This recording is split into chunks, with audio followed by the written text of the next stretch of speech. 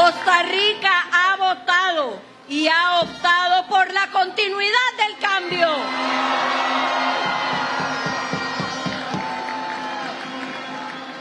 Ella es Laura Fernández.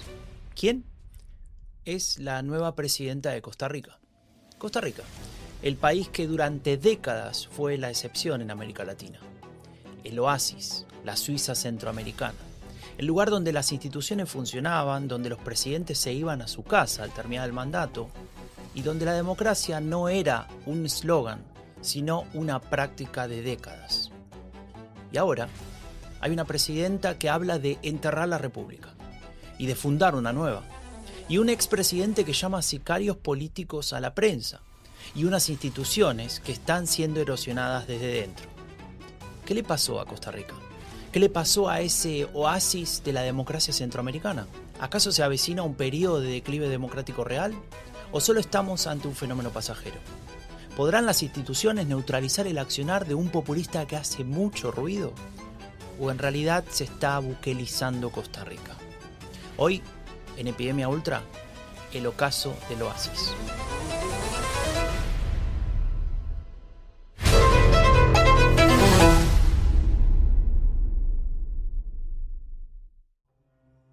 En apenas una década, la ultraderecha pasó de ser un fenómeno marginal a disputarse el poder en medio mundo. De Trump a Milei, de Meloni a Orbán. ¿Cómo lo lograron? ¿Qué explica que millones de votantes apoyen sus ideas y por qué son una amenaza real para la democracia? Soy Franco de Ledone y esto es Epidemia Ultra.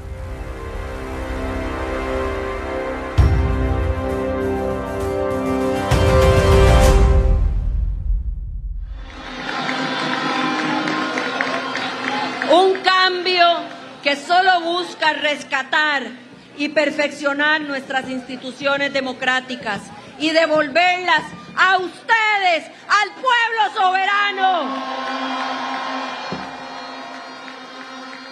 Laura Fernández, la nueva presidenta de Costa Rica. Ganó en febrero de 2026 con el 48,5% de los votos, en primera vuelta. Un resultado histórico. En Costa Rica no había pasado algo así desde hacía mucho tiempo. Ella viene del chavismo. Y no es lo que estás pensando. Y tampoco me estoy confundiendo. No me refiero a ese chavismo, sino al de Rodrigo Chávez, el presidente saliente de Costa Rica. Este de acá. Y dicen que yo lo que quiero es cambiar las leyes, cambiar los magistrados, cambiar al fiscal. Yo les digo, pero si ni siquiera voy a ser presidente. Lo que yo sí quiero, y me confieso frente a las cámaras de televisión del pueblo que ve el pueblo salvadoreño, el pueblo de Costa Rica, es que mi país cambie al poder judicial. Uy, me resbalé. Al poder judicial. Que cambie nuestras leyes para que los ciudadanos salgan de las cárceles de sus casas y los criminales se queden en la cárcel. Un economista que trabajó 27 años en el Banco Mundial, que llegó al poder en 2022 prometiendo barrer con la clase política tradicional y que en 4 años logró algo que nadie esperaba, que su movimiento no solo sobreviviera al mandato, sino que se consolidara y ganara las siguientes elecciones. Muchos de ustedes me pidieron en los comentarios que me ocupe de Costa Rica y del rodriguismo, así que acá vamos. ¿Quién es Rodrigo Chávez y cómo llegó hasta aquí? Pero sobre todo, ¿se trata de otro Bukele en la región? Momento, antes de responder a esa pregunta, necesitamos entender algo, porque todo esto no nació de la nada. Y para entenderlo bien hay que recordar especialmente lo que pasó en 2018, porque en este podcast le dedicamos un episodio a Costa Rica, ¿te acordás? Justamente para contar el ascenso de Fabricio Alvarado, el pastor evangélico que estuvo a punto de ganar la presidencia. Aquel episodio marcó una señal de alarma, y lo que vino después demuestra que pocos la escucharon.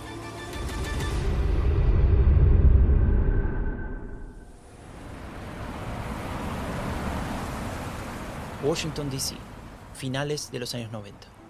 En las oficinas del Banco Mundial hay cientos de economistas con traje. Rodrigo Chávez es uno de ellos. Costarricense, ambicioso, con un currículum vitae que impresiona. Pasará 27 años en esa institución. Trabajará en más de 45 países. Llegará a ser director en Indonesia. Nadie lo conoce en Costa Rica. Y nadie lo votaría ni por error. Pero, en 2019, algo cambia. El presidente, Carlos Alvarado, lo llama para ser su ministro de Hacienda. Y Chávez acepta. Y llega con un discurso de cruzado. Va a combatir la evasión fiscal. Va a poner orden. Va a decirle la verdad al país, aunque duela. Se pelea con las universidades, con las municipalidades, con los sindicatos. Y en mayo de 2020, en plena pandemia, propone un impuesto solidario a los salarios altos. El presidente lo desautoriza en pocas horas. Y Chávez renuncia. Y al salir, en lugar de callarse, habla. Dice que el sistema es corrupto, que los poderosos no dejan que nadie los toque, que él quiso cambiar las cosas y el establishment lo aplastó. Es un relato perfecto. Tiene héroes, tiene villanos, tiene traición. Y hay algo más que Chávez no menciona. Que cuando se fue del Banco Mundial, se fue bajo la sombra de una investigación por acoso sexual. Una investigación interna que concluyó que había tenido un patrón de comportamiento inapropiado con varias subordinadas. ¿Cómo reacciona Chávez ante esto? Convierte esas acusaciones en combustible. Dice que son un ataque de las élites globales para impedirle llegar al poder. Esto, transformar una debilidad ética en una bandera de guerra contra el sistema, es uno de los rasgos centrales del rodriguismo. Y si ya seguís este podcast, vas a reconocer que esto no es nuevo en la epidemia ultra.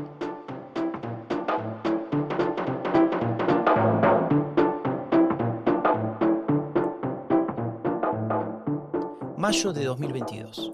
Costa Rica vota y Rodrigo Chávez gana la presidencia con el 52% de los votos. En segunda vuelta. Desde el primer día, Chávez entiende que su poder no está en el Parlamento, porque tiene apenas 10 de 57 diputados. Pero sí el poder reside en el megáfono. Convierte las conferencias de prensa de los miércoles en un teatro de operaciones semanal. Ataca a la prensa, los llama sicarios políticos, ataca a la Corte Suprema, la rebautiza como el poder perjudicial, pero también habla del ciudadano común y de sus problemas. Él le llama la señora de Purral.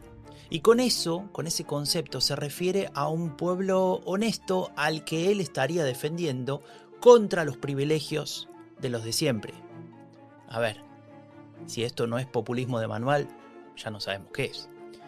El ruido es constante y el ruido funciona, porque mientras la prensa y la oposición responden a cada provocación, la gestión real avanza por otro carril. Pocos proyectos de ley aprobados, muchos decretos ejecutivos, choques frontales contra la Contraloría. Es la versión tica de la motosierra que caracterizó aquella campaña electoral del argentino Javier Milei. Gritar, provocar, romper cosas, pero sobre todo que el debate se instale siempre en sus términos. Y entonces llega el momento que muchos analistas señalan como el movimiento político más audaz de Chávez, la importación del modelo de Bukele. Para quien no lo conozca, muy brevemente, Nayib Bukele es el presidente de El Salvador. Llegó al poder en 2019 y encarceló a decenas de miles de personas en una mega cárcel, bajo la consigna de combatir las pandillas. Y consiguió bajar los índices de homicidios de forma dramática. Pero en el proceso también anuló la independencia judicial. Reformó la Constitución para reelegirse y convirtió a El Salvador en uno de los países con más presos per cápita del mundo. Si querés entender a fondo el caso Bukele y por qué es una pieza clave de la epidemia ultra, te cuento que lo detallé en el libro. Mirá, ya estamos por la tercera edición. Lo encontrás en cualquier librería o en el enlace que te dejo en la descripción. Pero ahora, volvamos a Costa Rica. Chávez ve en Bukele un recurso comunicacional perfecto para un país que enfrentaba cifras récord de violencia, superando los 900 homicidios en un año. Esto generó un clima de alta preocupación que Chávez ha capitalizado políticamente. Durante la campaña hacia las elecciones de 2026, hace algo que nadie esperaba.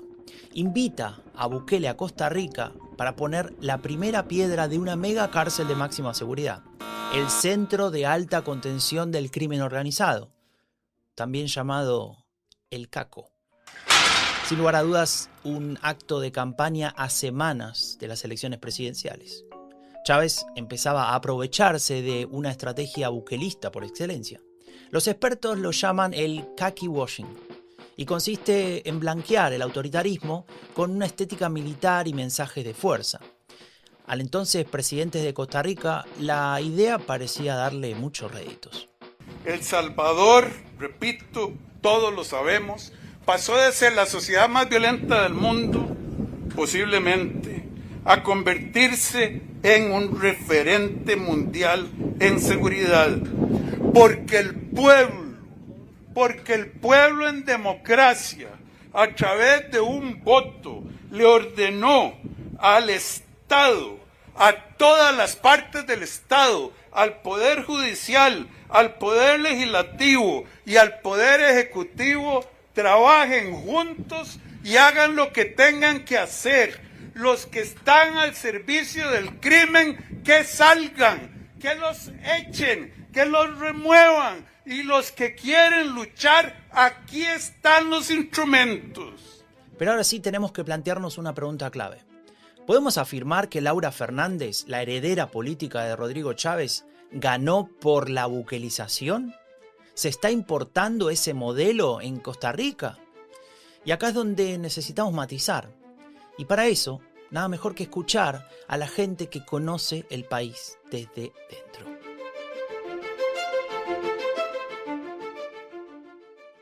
Les presento a Fran Robles.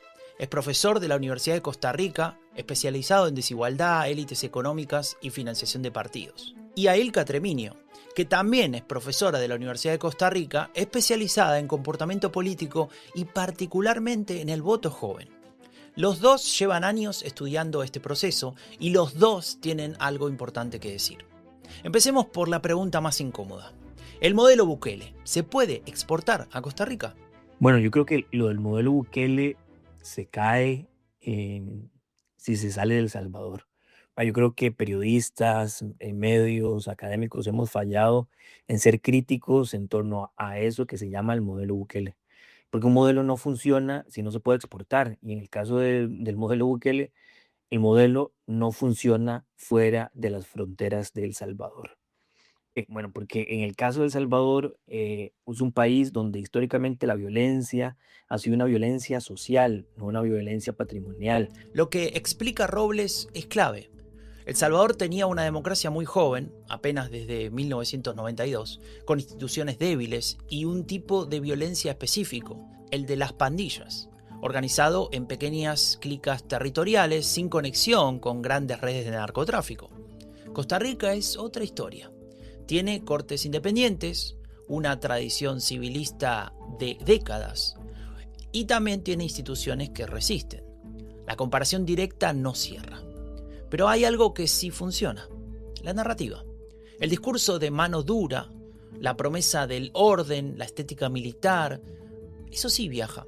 Y viaja porque hay una demanda real detrás. Que en este gobierno de Rodrigo Chávez se ha visto como nunca la presencia del crimen organizado, el sicariato relacionado con el crimen organizado y el tráfico de drogas, y además una gran laxitud de parte del gobierno en las políticas implementadas para poder garantizar seguridad en el país. Y entonces tenemos en este momento una población bastante aterrorizada por los asesinatos, los homicidios de todos los días, producto del crimen organizado. Y ahí llegamos a las causas profundas, porque el chavismo no cayó del cielo, se alimentó de algo que venía acumulándose desde hacía décadas. Costa Rica tuvo una movilidad social muy importante, sobre todo en los años 60 y 70. Yo probablemente soy parte, digamos, de esa generación y que encontró en el Estado, es decir, educación pública, salud pública,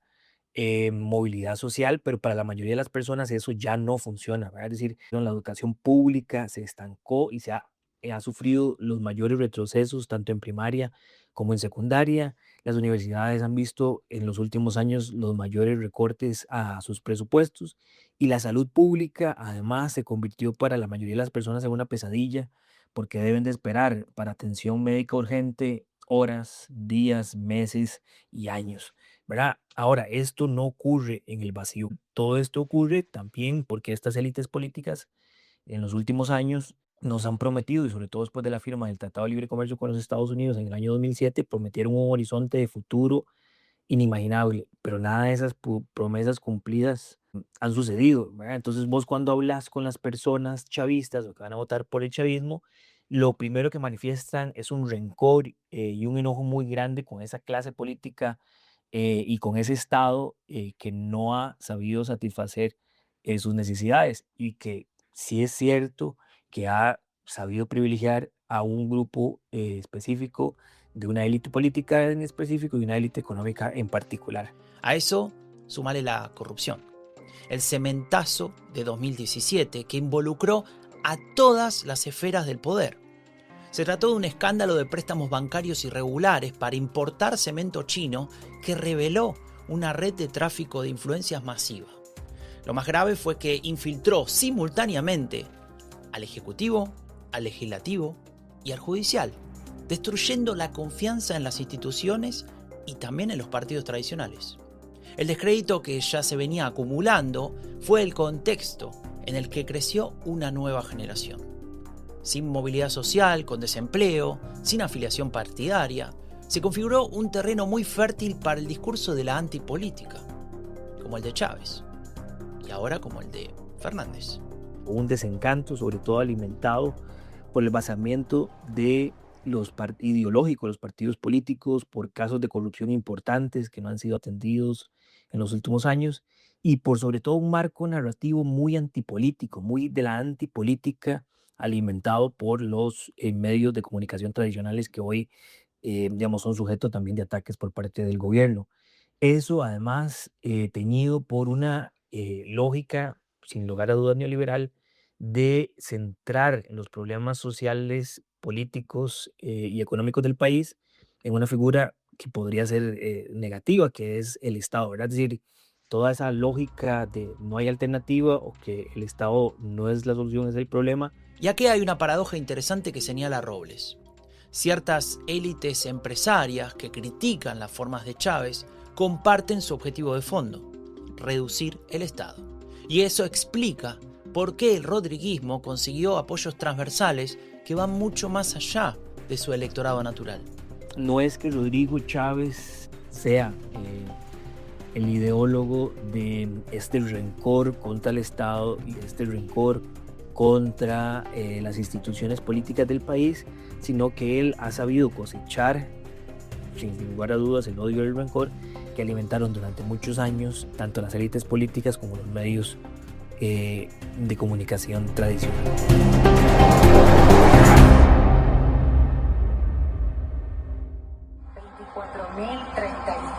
Votos válidos para un 3,9%. Fernández, presidente, para seguir adelante. San José, Costa Rica. Cae la noche del 2 de febrero de 2026. Los resultados se van confirmando. Laura Fernández se impone con el 48,5% de los votos. En Costa Rica, para ganar en primera vuelta, alcanza con el 40%. Lo supera con creces. Es la primera vez en mucho tiempo que el oficialismo obtiene un respaldo para la continuidad de tal envergadura. Además, el partido de Chávez obtiene 31 diputados de 57 en la Asamblea. Muy buenas noches, compatriotas. Fernández sube al escenario y de pronto pareciera que no ha llegado solo para continuar a Chávez. Llega con un discurso propio. Se define como un jaguar hambriento de conquistas. Y entonces lanza la proclama. ¿Qué significa la Tercera República? La Tercera República significa este renacer maravilloso de un mandato fuerte que nos ha dado el pueblo de Costa Rica, donde atrás quedaron los recuerdos de aquella guerra civil y de un bipartidismo que definitivamente nuestro pueblo ha dado por superado. La sala estalla y desde afuera desde los análisis políticos, desde las redacciones, desde las universidades, la pregunta es la misma. ¿Qué significa esto exactamente? En principio significa querer terminar con el Pacto Constitucional de 1949. Los contrapesos del sistema, la Contraloría, la Sala Constitucional, instituciones que son presentadas como estorbos para gobernar.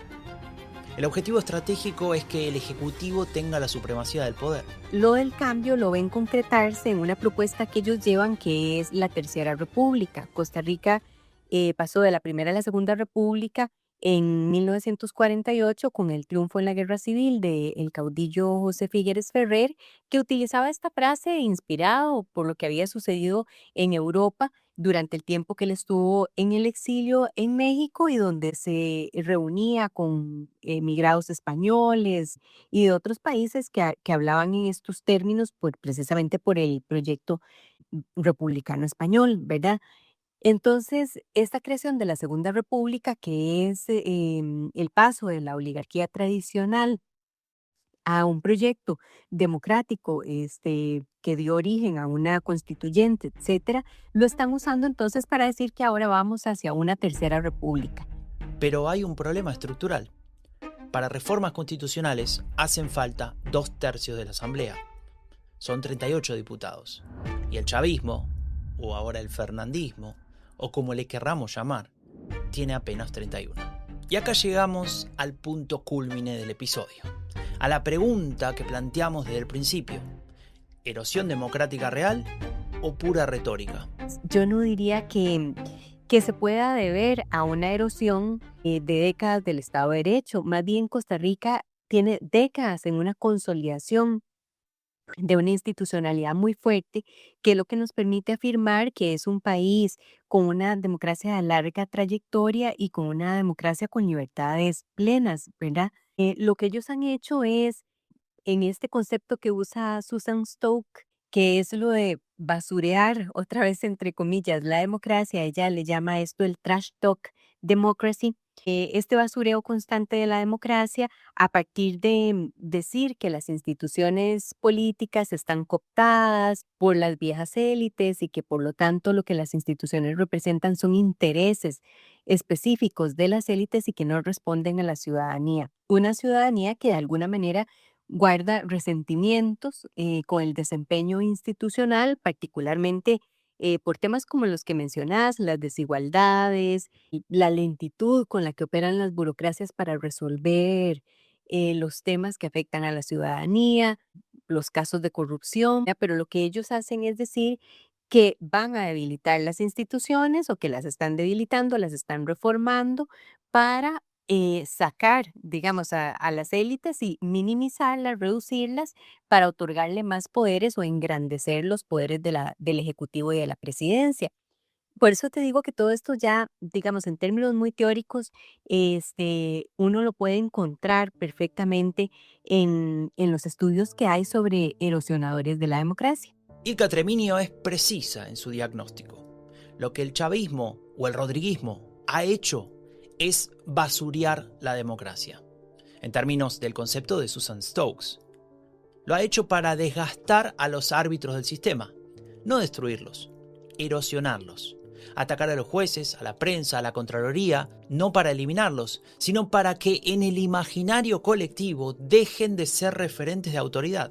Laura Fernández, como candidata a la presidencia, dijo que en sus propuestas, en su programa de gobierno, dijo que ella quería hacer un levantamiento de libertades individuales, una especie o un estado de excepción para perseguir el crimen organizado.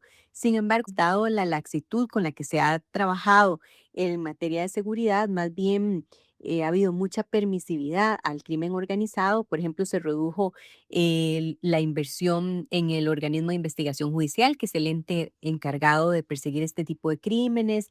Se eliminó policía especializada en narcotráfico de fronteras y también de las costas.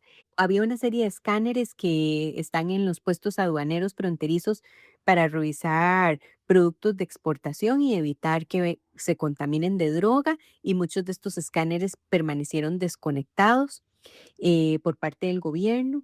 Entonces, bueno, ahí se puede observar que realmente no ha habido un interés en combatir el crimen organizado, muy por el contrario, ha habido una alta permisividad y falta de políticas de seguridad en esa materia. Y por lo tanto, lo que se está haciendo es utilizar el discurso punitivista inspirado en Bukele como una herramienta electoral, pero no como, no hay en realidad una política que esté dirigida a la persecución del crimen organizado verdaderamente. ¿Es Costa Rica el próximo El Salvador? Probablemente no. Las instituciones resisten. ¿Está en riesgo? Sin duda. Porque la erosión democrática no siempre llega con tanques. A veces llega con discursos de renovación, con proclamas de Tercera República y con la paciencia de quien sabe que el tiempo juega a su favor.